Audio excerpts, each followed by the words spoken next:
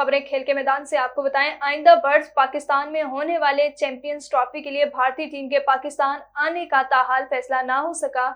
PCCI के secretary जेशा का कहना है कि अभी तक पाकिस्तान जाने या ना जाने का कोई फैसला नहीं हुआ। जब वक्त आएगा तब मामला हल करेंगे।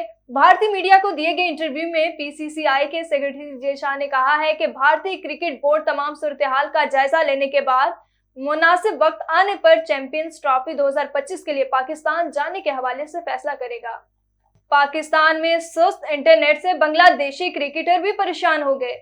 बांग्लादेश क्रिकेट टीम इन दिनों पाकिस्तान के खिलाफ 2 टेस्ट मैचेस के सीरीज खेलने लाहौर में मौजूद है। मेहमान खिलाड़ी गुज़श्ता 4 दिन से लाहौर में ट्रेनिंग के में मसरूफ हैं, लेकिन पाकिस्तान में इंटरनेट की रफ्तार सुस्त होने की वजह से परेशानी का शिकार है।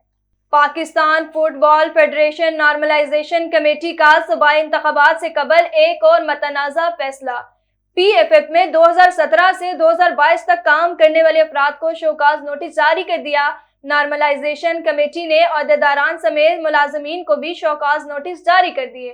तमाम अफराद को 3 दिन के अंदर जवाब जमा करवाने की हिदायत की गई है।